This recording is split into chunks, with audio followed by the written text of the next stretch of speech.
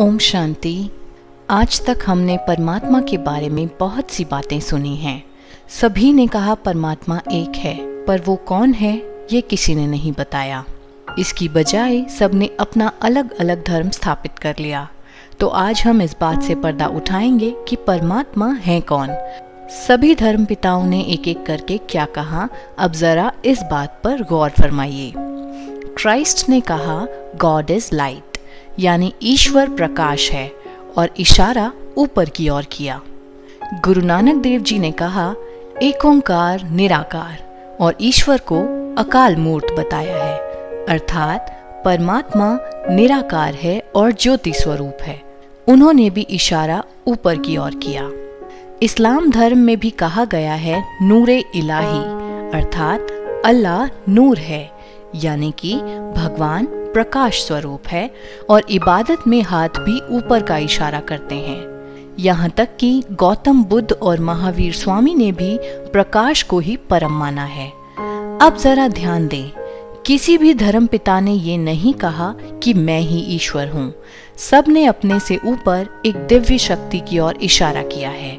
सभी धर्म पिताओं ने एक बहुत ही अच्छा और सच्चा संदेश दिया था, पर हम मनुष्यों ने उस संदेश को न सुनकर उस ईश्वर को भूल गए जिसकी ओर इशारा किया गया था, और धर्म पिताओं से ही जुड़ गए।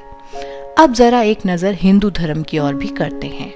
भारत के चारों ओर 12 ज्योतिर्लिंगम की स्थापना की गई है। ज्योतिर्लिंग अर्थात प्रकाश का स्वरूप। हिंदू धर्म के अनुसार कोई भी मंदिर शिवलिंग की स्थापना के बिना पूरा नहीं माना जाता। हर मंदिर में सभी देवी देवताओं की मूर्तियां हों यह जरूरी नहीं, पर शिवलिंग ना हो ये हो नहीं सकता। रामेश्वरम में श्री राम को शिवलिंग की उपासना करते दर्शाया गया है। गोपेश्वरम में श्री कृष्ण को भी शिवलिंग की उपासना करते दिखाया गया है। कैलाश पर्वत पर शंकर जी भी ध्यान अवस्था में बैठे हैं। ये तीनों देवता यदि खुद ही ईश्वर हैं और परम हैं, तो ये अपने ऊपर और किसकी उपासना कर रहे हैं? पूजा या उपासना केवल उसी की जाती है जो हमसे श्रेष्ठ हो। ये बातें यह सिद्ध करती हैं कि देवी देवताओं से ऊपर भी कोई है जो इन देवी देवताओं को भी शक्ति प्रदान कर संपूर्ण करता है। जैसे कि यदि आप देखें तो माँ सरस्वती को विद्या एवं संगीत की देवी बताया जाता है। माँ लक्ष्मी को धन की देवी बताया जाता है।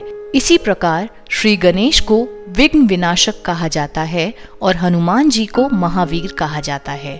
पर क्या किसी ने ये सोचा कि इन देवी देवताओं में ये भिन्न भिन्न शक्तियाँ कहाँ से आईं और किसने दी? अंग्रेजी में एक कहावत है, everyone remembers the king but no one remembers the king maker, यानी कि राजा को सब याद रखते हैं, पर राजा को जिसने बनाया उसे कोई याद नहीं रखता। हमने भी ठीक ऐसा ही किया है।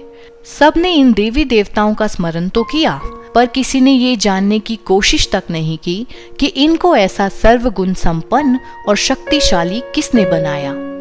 ईश्वर वो होता है जो सबका पिता हो। ईश्वर वो है जो परम है, जिससे ऊपर और कोई नहीं। ईश्वर वो जिसे सब धर्म माने। ईश्वर वो जो जन्म मरण से न्यारा हो और जिसका अपना कोई शरीर नहीं हो। अब दोबारा सोचिए, जिन जिन देवी देवताओं का या धर्म पिताओं का अब तक हमने जिक्र किया, क्या उन सभी पर ये सारी बातें लागू होती हैं? तो आप पाएंगे कि सभी का अपना अपना शरीर भी है। या तो वे केवल अपने बच्चों के माता पिता हैं, या फिर अपने धर्म विशेष के पिता हैं। इनमें से ऐसा कोई भी नहीं जिसे सभी धर्म माने। सभी ने अपने से ऊपर एक दिव्य अलौकिक सत्ता की ओर इशारा किया है। इन सभी ने जन्म भी लिया है और देह त्याग भी किया है। तो अब तक जिनको भी ईश्वर मानकर हम याद करते आए, वो ईश्वर है ही नहीं। ईश्वर अर्थात निराकार परम पिता शिव परमात्मा, जो एक ज्योति बिंदु है, ऊंचे से ऊंचे धाम परम धाम का रहने वाला है, जिनका हम मनुष्यों के मुआफिक शरीर ही नहीं है, जो जन्म मरण से न्यारे हैं और कालों के काल महाकाल हैं। निराकार होने के कारण जो आज तक गुप्त था और हम सब उसे शरीरधारियों में ढूंढ रहे थे, जिसका इस धरती पर निवास नहीं है, जब धर्म की अति ग्लानि होती है तब उसको परम धाम से आना पड़ता है। वह आकर के अनेक धर्मों का विनाश करके एक सत्य धर्म की स्थापना करते हैं। उनके अवतरण का समय ही केवल संगम युग है। अपना शरीर ना होने के कारण वह पर काया प्रवेश करते हैं, अर्थात ब्रह्मा तन का आधार लेकर ज्ञान सुनाते हैं, जिसके बाद कलयुग का अंत होता है और सतयुग की आदि होती है। यह वही संगम युग का समय चल रहा है। संगम युग अर्थात कलयुग का अंत और सतयुग की आदि के बीच का समय।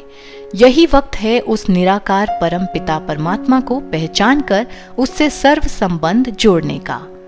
तो ये था परमात्मा का सत्य परिचय। राजयोग 7 डेज कोर्स करने के लिए आप अपने नजदीकी ब्रह्मा कुमारी सेवा केंद्र से भी संपर्क कर सकते हैं। हम जल्द ही राजयोग के अगले पाठ के साथ आपके समक्ष फिर हाजिर होंगे। तब तक के लिए जुड़े रहें हमारे साथ। ओम शांति।